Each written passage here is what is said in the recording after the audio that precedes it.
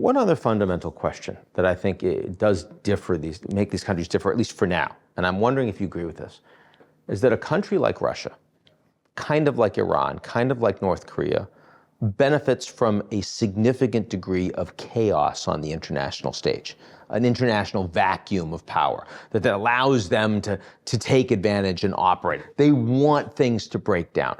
The Chinese need the international system to function for China's own stability. They need to be part of a functioning international marketplace. Russia doesn't.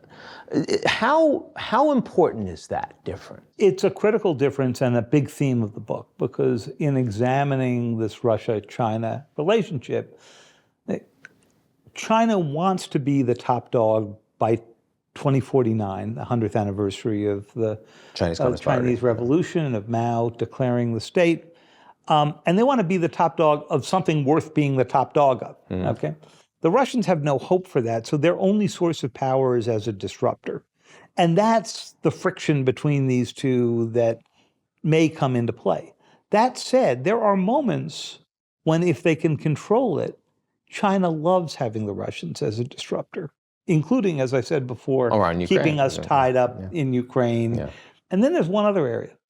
You know, in the last few weeks, Ian, it's been really interesting. If you just watch the homepage and the front page of the New York Times, you've seen stories about what the Russians are doing to fuel instability and disinformation campaigns in the United States, not by injecting in the kinds of created news that the Internet Research Agency did in the days of Prigozhin, but instead just amplifying the sounds of chaos in our own system.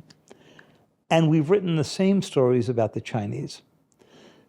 They may have an interest, the Chinese, in a working international order, but they have a true interest in a United States that's eating itself apart and that can't focus on China policy, on industrial policy, on keeping them from getting their chip equipment.